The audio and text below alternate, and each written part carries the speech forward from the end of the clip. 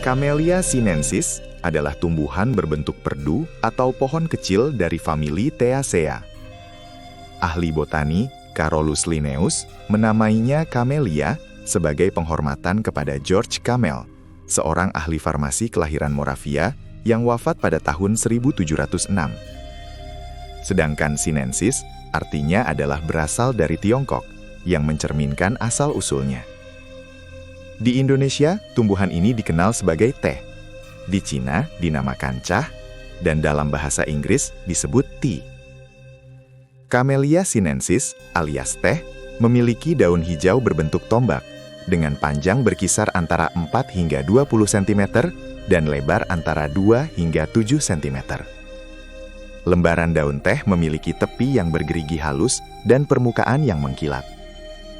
Daun muda dan kuncupnya berbulu, kemudian melebar dan berubah menjadi halus dengan warna hijau tua.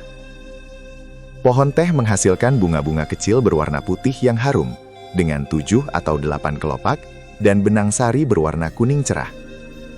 Di wilayah beriklim 4 musim, bunga-bunga teh mekar pada musim gugur hingga awal musim dingin. Bunganya kemudian menjadi buah, berupa buah jenis kapsul, dengan 3 lobus, berwarna hijau saat muda, dan menjadi coklat setelah tua.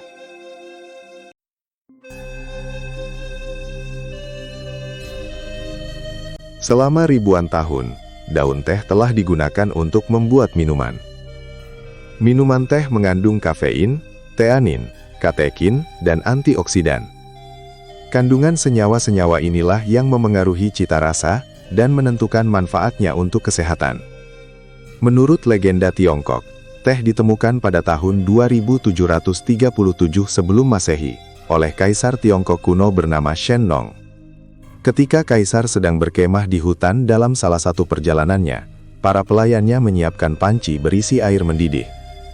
Tanpa disengaja, beberapa lembar daun kering dari pohon jatuh ke dalam panci yang sedang mendidih dan mengubah warna airnya. Karena penasaran dengan air yang telah berubah warna itu, sang kaisar mencicipinya, dan ia merasakan air itu menyegarkan. Ia mencoba menyeduh daun tersebut beberapa kali, dan efeknya yang menyegarkan selalu terasa. Dalam setiap seruputan, selalu diikuti bunyi cah yang keluar dari mulutnya. Maka, kebiasaan minum cah alias teh pun mulai muncul, sebagai cara untuk menyegarkan badan dan memulihkan tenaga. Awalnya, teh hanya digunakan sebagai minuman tonik yang memiliki efek stimulan, namun kemudian menjadi minuman biasa yang mulai populer sejak tahun 350-an sebelum Masehi. Seorang sejarawan bernama Lu Yu, dari dinasti Tang, telah menulis sebuah buku puisi tentang teh yang berjudul Cha Jing. Buku ini telah menjadi bahan rujukan awal tentang cara menanam, mengolah, dan menyeduh teh. Saat ini, teh telah menjadi minuman yang populer di seluruh dunia, nomor 2 setelah air tawar.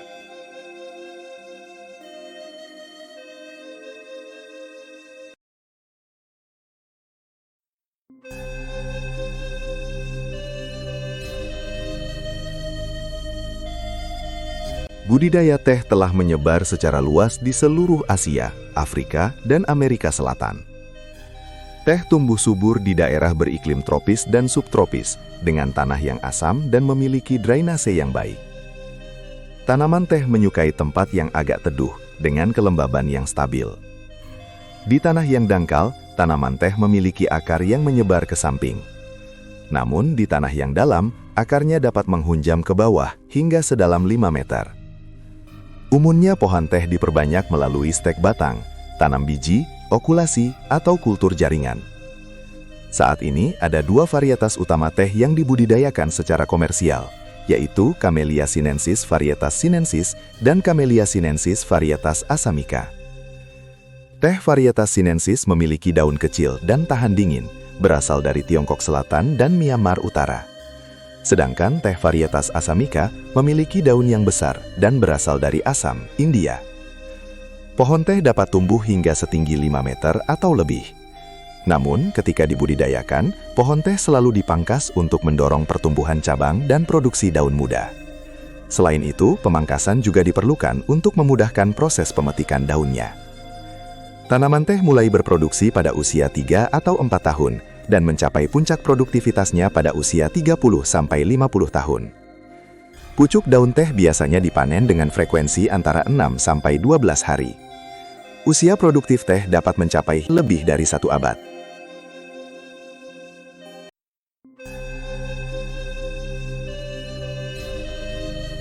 Proses pembuatan teh dimulai dengan pemetikan daun muda. Teh berkualitas tertinggi diperoleh dari pucuk dan 2 atau 3 daun muda di bawahnya. Daun-daun muda ini sangat lembut dan mengandung kadar kafein tertinggi. Setelah dipetik, daun teh dihamparkan di atas nampan atau rak besar dan dibiarkan layu. Langkah ini dilakukan untuk mengurangi kadar air pada daun dan membuatnya lentur untuk tahap selanjutnya. Proses pelayuan dapat memakan waktu beberapa jam dan sangat penting untuk mengembangkan rasa khas pada teh. Setelah daun layu dengan baik, daun tersebut digulung bisa secara manual maupun menggunakan mesin roller. Proses ini dilakukan untuk merusak dinding sel daun agar keluar minyak esensial dan enzim yang memperkaya rasa dan aroma. Daun yang telah digulung kemudian dihamparkan di rak khusus agar terpapar oksigen untuk proses oksidasi. Selama proses ini terjadi perubahan yang menentukan warna, rasa, dan kekuatan teh. Setelah oksidasi, daun-daun tersebut dikeringkan untuk menghentikan proses oksidasi dan mengunci rasa sesuai yang diinginkan. Proses pengeringan biasanya dilakukan dalam mesin pengering besar dengan suhu yang terkontrol. Akhirnya, daun teh yang telah dikeringkan disortir berdasarkan ukuran dan kualitas, lalu dikemas. Jenis-jenis teh yang berbeda dihasilkan dari variasi pada langkah-langkah produksi. Teh putih, misalnya, hanya melibatkan 2 langkah, dari pelayuan langsung ke pengeringan. Metode dan waktu yang digunakan pada setiap tahap juga mempengaruhi kualitas produk akhir.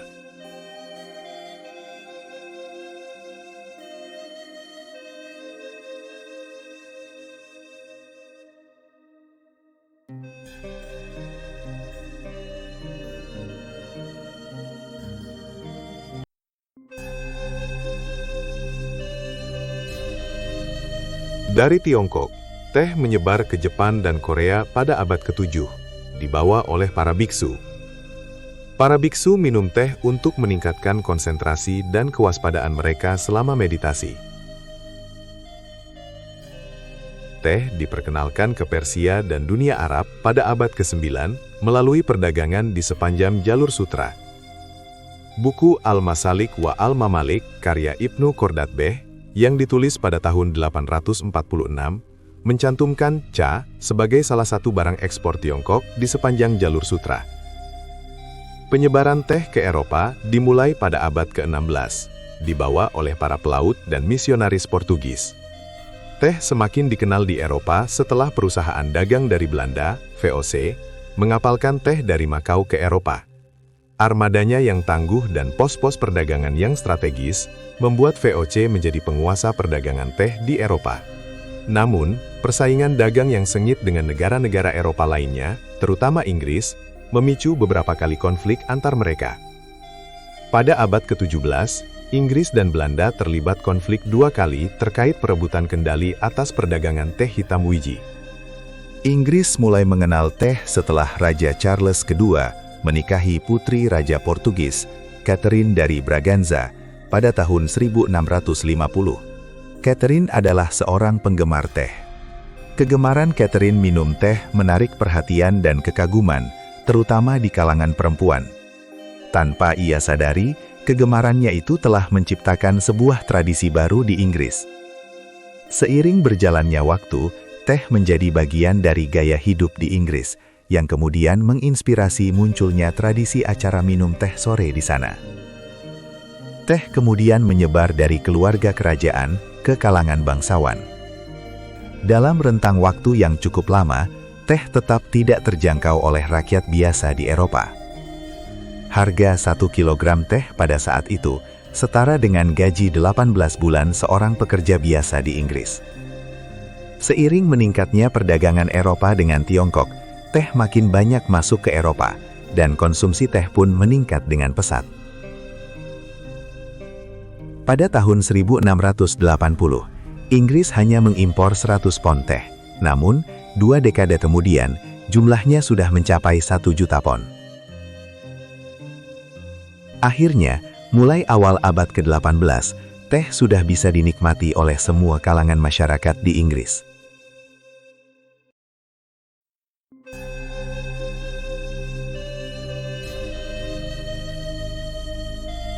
Hingga pertengahan abad ke-18, budidaya dan perdagangan teh masih dimonopoli oleh Tiongkok. Penguasa di Tiongkok melarang siapapun untuk membawa tanaman teh ke luar negeri.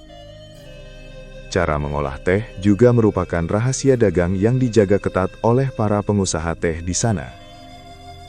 Banyak orang Eropa yang sempat berhasil membawa bibit teh keluar dari Tiongkok, tetapi mereka tidak pernah berhasil menanamnya. Pada tahun 1750, Portugis berhasil membawa keluar bibit teh dari Tiongkok disertai beberapa orang ahlinya. Dengan bantuan para ahli dari Tiongkok, Portugis berhasil membangun perkebunan teh di Kepulauan Azore. Hingga sekarang perkebunan teh tersebut masih tetap produktif. Teh pertama kali masuk ke Hindia Belanda pada tahun 1684 dalam bentuk biji. Biji teh tersebut dibawa dari Jepang oleh seorang ahli botani asal Jerman, bernama Andreas Kleyer. Kleyer menanamnya sebagai tanaman hias di halaman kediaman Gubernur Jenderal VOC, Johannes Kamhuis di Batavia. Pada tahun 1826, teh ditanam di Kebun Raya Bogor untuk melengkapi koleksi tumbuhannya. Setahun kemudian, teh ditanam di kebun percobaan di Garut, Jawa Barat. Setelah itu, teh dicoba ditanam dalam skala lebih besar di Purwakarta, Jawa Barat, dan di Banyuwangi, Jawa Timur. Dua percobaan tersebut dianggap berhasil, dan perkebunan teh skala besar dimulai di Jawa pada tahun 1828. Akhirnya, produk teh dari Jawa mulai masuk ke pasar Eropa lewat Amsterdam pada tahun 1835. Di zaman itu, teh menjadi salah satu tanaman yang masuk ke dalam kebijakan kultur stelsel, alias tanam paksa.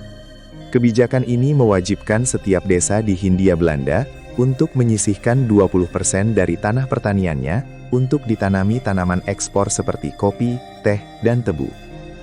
Hasil panen dari tanaman tersebut kemudian dijual kepada pemerintah kolonial dengan harga yang telah ditetapkan. Kebijakan tanam paksa ini telah menyebabkan bencana kelaparan di berbagai daerah, karena lahan produktif petani menjadi berkurang. Kebijakan tanam paksa akhirnya dihapus pada tahun 1870. Perkebunan teh lalu diserahkan ke pihak swasta. Pada tahun 1877, teh varietas Assamica mulai masuk ke Jawa, diimpor dari Sri Lanka. Varietas teh ini dibudidayakan oleh seorang pengusaha teh, Rudolf Eduard Kerkhoven, di perkebunan teh Gambung, Jawa Barat. Teh jenis ini ternyata sangat cocok ditanam di Pulau Jawa. Hasil panennya bisa melimpah. Teh varietas sinensis secara bertahap digantikan dengan varietas Assamica. Dan sejak saat itu, perkebunan teh di Jawa semakin berkembang. Pada tahun 1910, perkebunan teh mulai dikembangkan di luar Jawa, yaitu di kawasan Simalungun, Sumatera Utara. Pada awal abad ke-19, Inggris mulai menjajaki gagasan menanam bibit teh di India. Mereka menggunakan teh varietas Assamica. Percobaan berhasil. Pada tahun 1840, perusahaan teh Assam memulai berproduksi. Keberhasilan ini menjadi titik awal berkembangnya perkebunan teh di seluruh India dan koloni-koloni Inggris lainnya. Pada tahun 1848, Robert Fortune, seorang botanis dari Skotlandia, mengembara ke pedalaman Tiongkok. Selama 3 tahun pengembaraannya, Fortune mempelajari teknik budidaya dan pengolahan berbagai jenis produk teh. Fortune berhasil membawa 20.000 bibit teh varietas sinensis ke Kalkuta, India. Untuk mengembangkan bibit hasil selundupan ini, Inggris memerlukan banyak tenaga kerja. Solusinya, Inggris memaksa para penduduk di Provinsi Assam, Benggala, Bihar, dan Orissa untuk bekerja di perkebunan teh.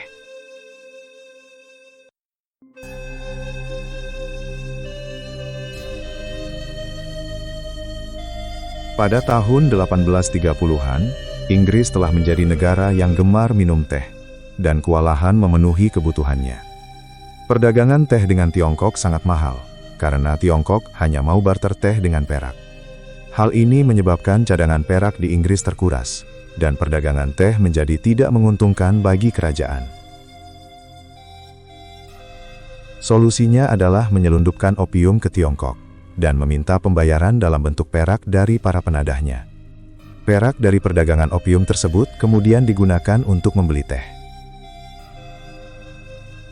Untuk tujuan tersebut, perusahaan Inggris mulai menanam opium di Benggala, Bihar, Orissa, dan bagian timur Uttar Pradesh. Untuk menggenjot produksi, perusahaan mewajibkan semua petani menanam opium. Mereka mendirikan pabrik opium di Patna dan Banaras. Opium dari pabrik tersebut diangkut ke Kalkuta, lalu dimuat ke kapal untuk dibawa ke perbatasan Tiongkok. Dari sana, opium diselundupkan ke daratan Tiongkok untuk dijual di pasar-pasar gelap. Akibatnya, banyak orang Tiongkok kecanduan opium. Untuk mengatasi tingginya jumlah pecandu opium, pemerintah Tiongkok melarang peredarannya.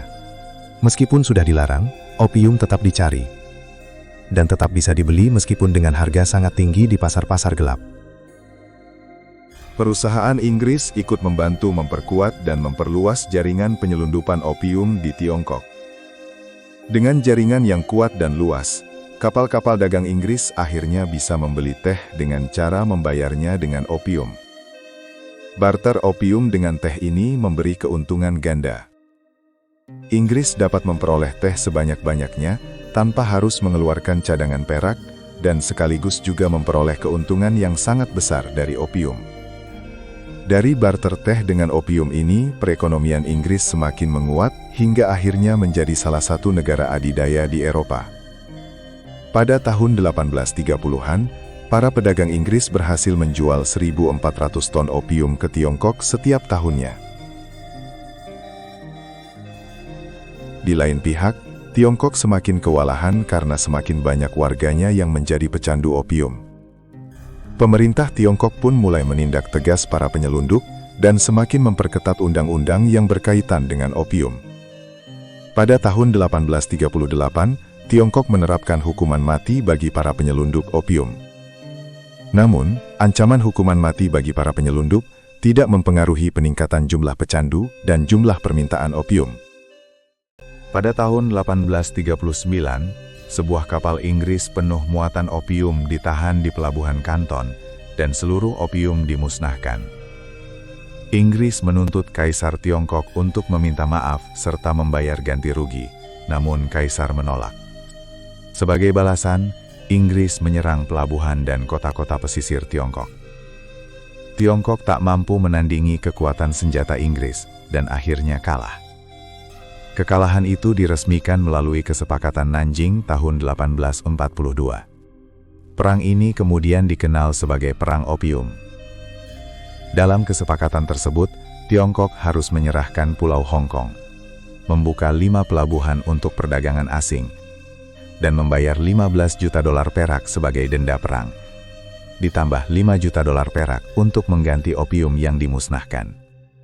Namun Inggris tidak puas. Mereka menuntut agar seluruh wilayah Tiongkok dibuka untuk perdagangan asing, dan agar opium dilegalkan. Tiongkok menolak, sehingga ketegangan terus meningkat hingga pecah perang kembali. Antara tahun 1856 hingga 1860, Tiongkok berperang melawan Inggris dan Prancis dalam Perang Opium Kedua. Pasukan Inggris dan Prancis menjarah dan menghancurkan istana musim panas lama di Beijing. Sekali lagi, Tiongkok mengalami kekalahan. Semua tuntutan Inggris dan Prancis akhirnya dikabulkan melalui Kesepakatan Tianjin tahun 1858 dan Konvensi Peking tahun 1860. Kesepakatan itu menandai runtuhnya kedaulatan Tiongkok. Bangsa Tiongkok mengenangnya sebagai awal dari abad kehinaan. Dalam lembaran sejarah, Perang Opium sering ditulis sebagai kisah perdagangan dan perebutan kekuasaan. Namun sesungguhnya, gema perang itu berawal dari sesuatu yang jauh lebih sederhana, yaitu secangkir teh.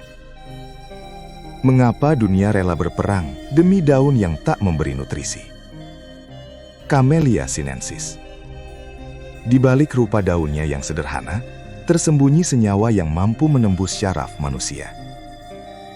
Membisikkan rasa tenang sekaligus ketagihan. Itulah sihir halus yang membuat jutaan orang merasa membutuhkannya. Bahkan, rela bertaruh nyawa demi mendapatkannya. Dan mungkin, dalam setiap tegukan teh yang kita nikmati hari ini, masih bergaung gema sejarah tentang bagaimana sesuatu yang sederhana mampu memikat hati, menyalakan ambisi, bahkan mengubah jalannya peradaban.